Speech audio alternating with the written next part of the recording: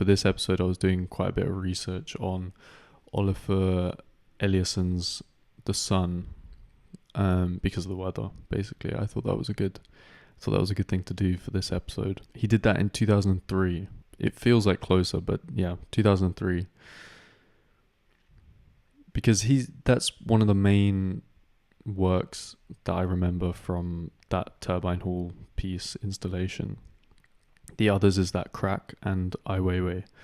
So Ai Weiwei's piece was 100 million handmade sunflower seeds.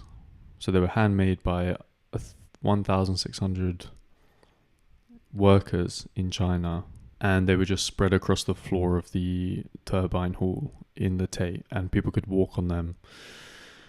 And they stopped people walking on them because of the dust that was coming up. Apparently that was toxic.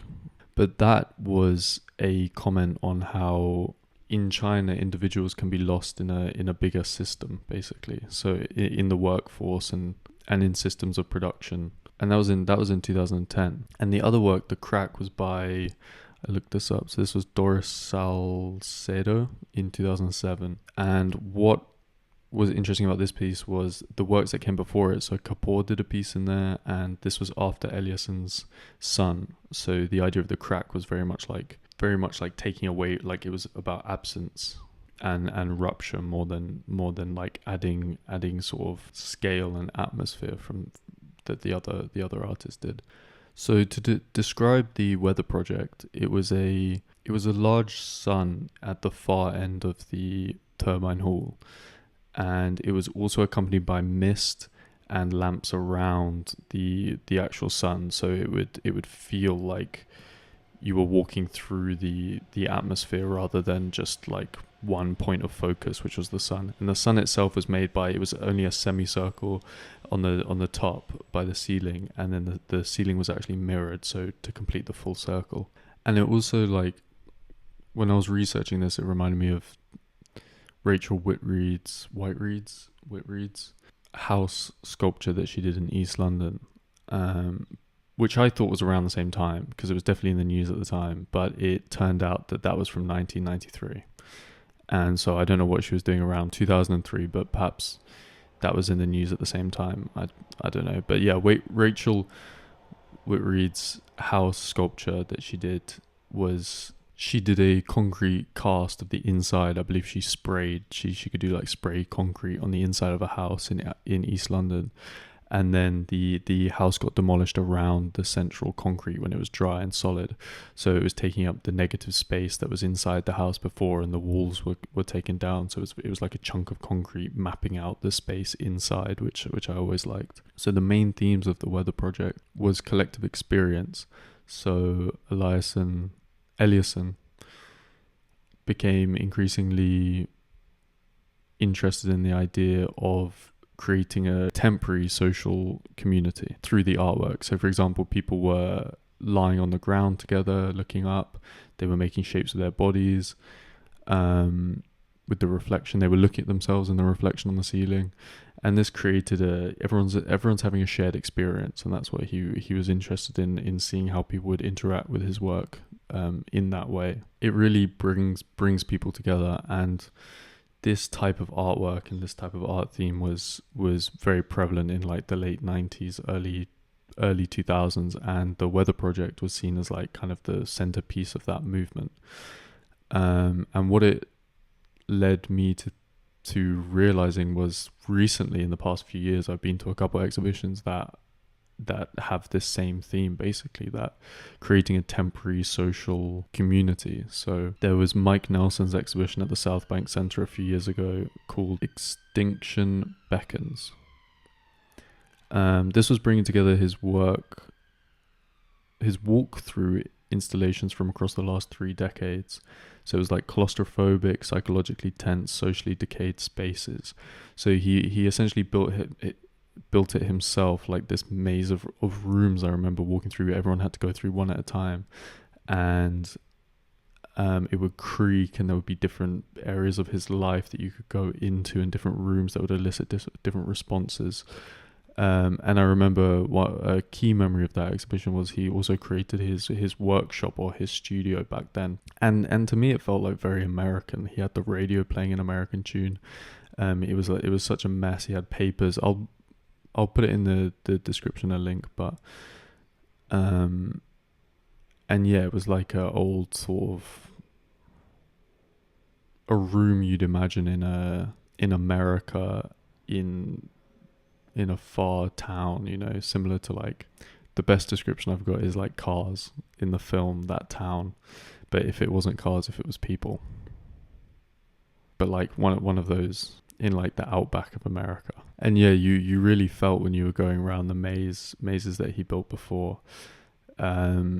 You would like turn a corner and then you would like bump into someone, and creating that temporary like social community with other people there, forcing you to experience this together essentially, because you didn't choose to bump into that person, but the artist is placing you in that situation where you have to interact with fellow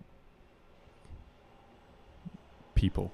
And the other exhibition that I went to go see was Doho Sir. I don't know if I'm pronouncing that name correct, but that was at the Tate Modern like last year, and it was called Walk the House, the exhibition. And I'm sure you would have seen this on Instagram. Like it was like those very colourful, like made of some sort of material that you could see through and knitted into it with various objects of house. Some, very much related to nostalgia and memory. And the artist himself was born in Korea and then studied in America and now lives in London. So it was not really knowing where your home is. And one of my favourite bits about that exhibition was he created this imaginary bridge through all three of those cities. So I believe going from probably America to England and then to Korea, and looking at it very practically, like if I had this bridge, like what were the different climates I would endure, and what would I see, and what were the landscapes there, and there were like little outposts on the bridge that he would stop at.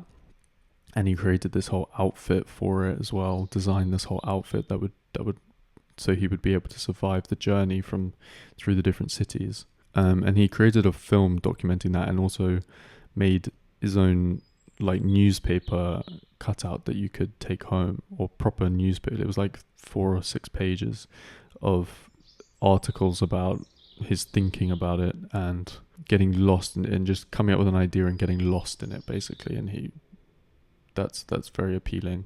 And the drawings as well, like I quite like those tactile drawings of locations and creating those little worlds. I think within my painting sometimes I like the idea of little worlds and these forms. It's like a mirror, it's like a window into an environment. And this artist was doing that practically, I suppose, like creating physical things from his memory and the houses, and you could walk inside and walk through, and again creating a temporary social community, because you would inevitably bump into people, and you would have this shared experience that was designed to see all together basically. So that was the first theme. The second theme was nature as constructed basically. So he's creating a false sense of nature, and it begs the question, like if an artificial sun can move us in the same way as a real one, do we need the real sunset? Do we need it? If we could just create our own sunset. I have a sunset lamp that wakes me up in the morning. I don't think that replicates the real sun though, so it's not as strong, but mine's not a big production like the Turbine Hall piece. I don't even know how much my lamp was, but it's good. It has a 20-minute setting, that the sunrise, so it wakes me up in the morning, and also the sunset is probably one of the best features, because I'll put it on and then I'll go in bed and I'll be on my phone, and then suddenly the room will start getting dark around me and I feel sleepy. But actually doing this research, I tried to find other artists that used the same themes, like nature as constructed, and I googled it, and there's an artist called Eduardo Cac. I don't know if that's how it's pronounced, but he's a Brazilian American contemporary artist, and he had a piece that was called GFP Bunny 2000. So I'm guessing that was in the year 2000. So this was to do with the creation of the bunny called Alba. And it was a genetically modified bunny that could glow in the dark, basically. So they integrated the green fluorescent protein, GFP, into the rabbit's genome. And he coined a new term, transgenic art. So that's referring to art that uses genetic engineering to transfer synthetic genes to an organism. I don't know if anyone's done that since. For the final part of the artwork, he tried to take it home and keep it as a pet, to shift it from unfamiliar genetic object to subject in a relationship, but it was blocked by the French laboratory. But yeah, this rabbit could glow in the dark, basically. Adding a synthetic element to a natural being, natural organism. It was created with the help of genetic scientists. Anyway, yeah, so far, so those are the two themes so far. So that's kind of giving an idea of what the types of topics that the artwork is, the themes that are going on there, and like how to look at and how to think about that kind of artwork and what questions it's bringing up. And that I guess it's bringing in the whole experience of how you experience that artwork, and thinking about it more just with more terminology, like art theory terminology coming into it, and slightly philosophical elements. But the third one is perception. The third theme is perception and phenomenology. Phenomenology. Phenomenology is the philosophy of how humans physically experience the world. So the artwork is not complete without the viewer. How your body moves through the fog, for example. How your eyes perceive they're called monochromatic light. Your awareness of others sharing the same space. These are all things that you would be sort of subconsciously going through as you enter the turbine hall at that time. His work is emotional, atmospheric, and socially engaging. This is where my notes kind of tail off, because it was getting far too hot in here and I was losing focus. And I was wondering, like, my initial idea was to do like a few different sun-related artworks, and then I was researching this and I realized I could like fit some other artworks inside of it, and then I ran out of time because it has to be done by tomorrow, basically. And the third one is the sublime. So let's go back to the perception and phenomenology. Again, you're in a synthetic environment, really.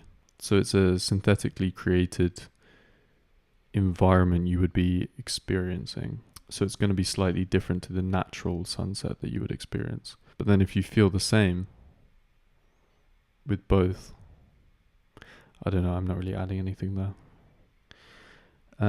The last one is the sublime. So the sublime refers to an artwork that references scale or beauty or terror to make a person feel emotionally or physically small to something greater than themselves. Now this is where the piece like arcs back to like British art history with J.M.W. Turner.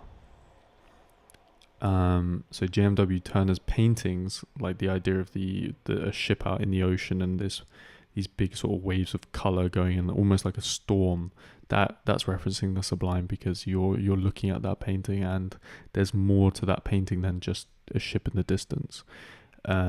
It's feeling greater than you just looking at a ship. Basically, it's having the emotional element, and it's trying to reel in the emotional hugeness of and create this huge atmosphere. Create this huge atmosphere. So yeah, the sun, the weather project is referencing the sublime, because again, you would feel small going to experience. And 2003, I would have been like 3 years old. So I didn't actually go and see it. I think you can still, the crack piece that I mentioned earlier, you can still see if you go. You can still see where they filled it in.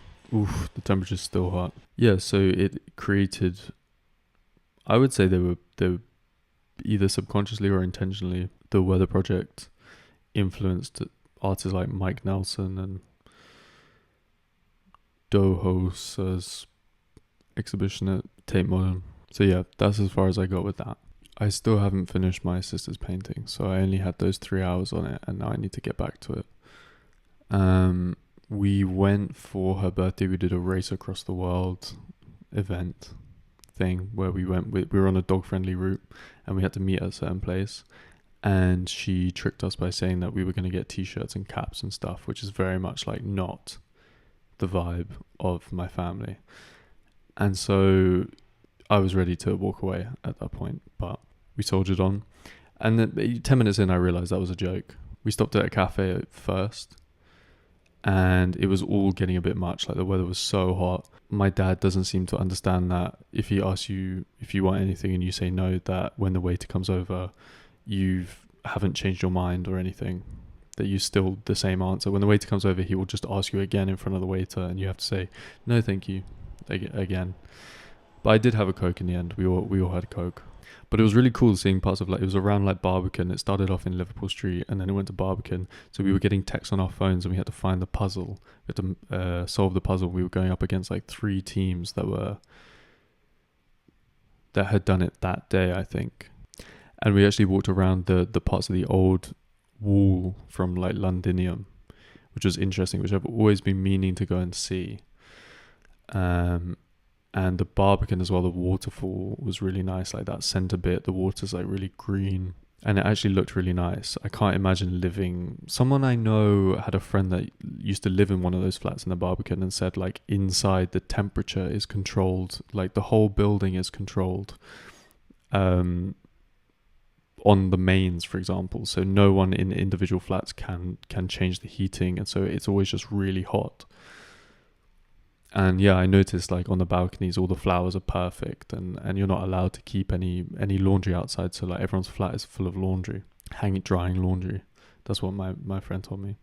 Anyway, yeah, so we stopped off at a cafe. So part of the route, like, it does stop off at cafes, and I suppose you're encouraged with a bit of a discount to buy stuff in there. But we stopped at one place and got some snacks, and we got some lemonade. I was drinking my lemonade. My dad was drinking his lemonade, and then he spilt his lemonade. So it was slowly seeping across the whole path, and people were like jumping over it. But I was enjoying like watching the water slowly trickle, like take its own path. And then my dad moved from his seat because he didn't want to look like he was the person that spilled that lemonade. And then he spilled food on his white shorts. What else did we do? We just completed the rest of the task, basically. It took us 5.5 hours. We came last by like an hour and 20 minutes. And it finished off at a really like awful sports bar that was playing music quite loudly and had like artificial grass outside. And I had a headache because I think I was slightly sick actually, and it was way too hot. And we'd only had like a little bit to eat. So I was sitting there like, I sort of regressed into a child. But then once we ate, and we had a nice like Italian pizza at the end of it, and then I came home. I woke up the other day and there was like bird shit in my bath and on my shower mat, but not on the walls or not on the windows. So I think a bird had just come in, done its thing, and then just left in the middle of the night.